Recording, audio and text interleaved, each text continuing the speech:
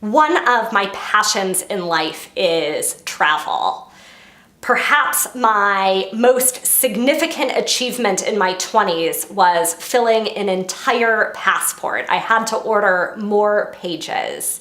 I have been so lucky to travel all over the world. Some of my favorite places include Israel, of course. My first time out of the United States was when I was 16, traveling to Prague with a bunch of Jewish teenagers.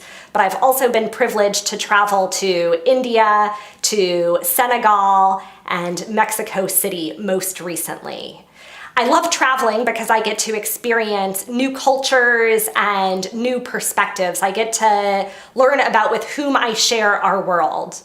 But I really appreciate travel because going on a journey, leaving my home and what is familiar, gives me new perspective about myself.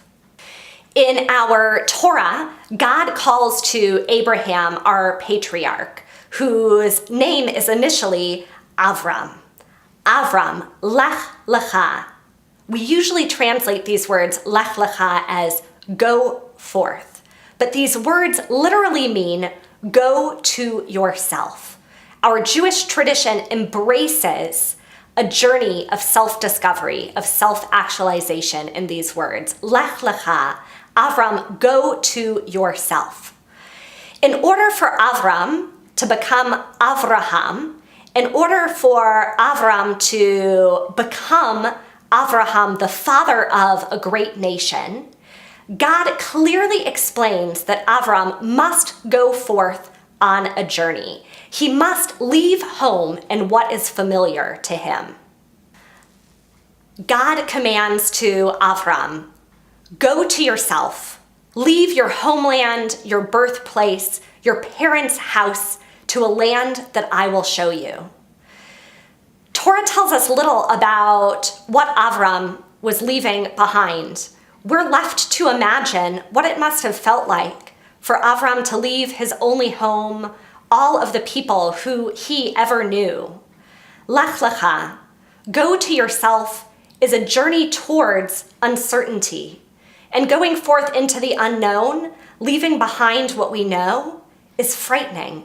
This journey must have taken a lot of courage.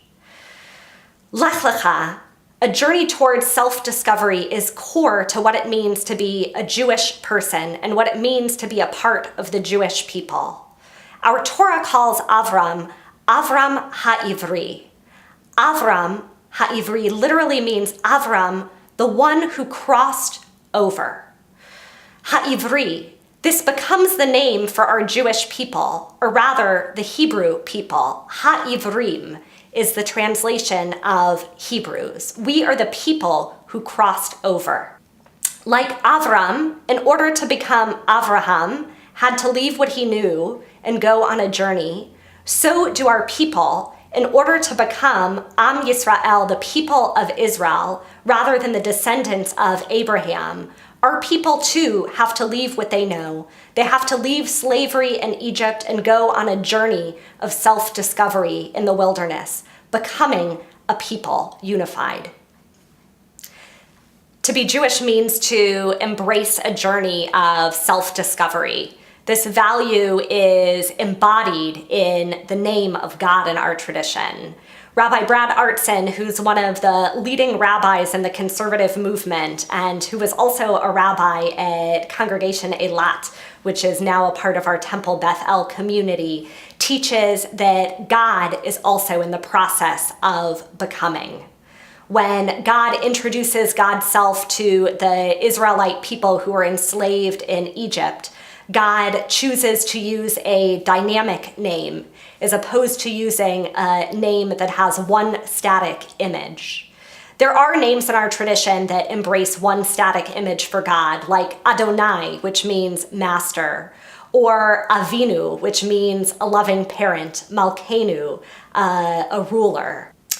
In this instance, God chooses a dynamic name. Tell them my name is Ehyeh Asher Ehyeh. I will be what I will be. The Hebrew is in the imperfect tense. God is incomplete. God is becoming. Before you take time to join together in discussion with your small group, I wanted to share a poem that I've been thinking about lately. This poem was written by my childhood rabbi, Rabbi Norman Hirsch.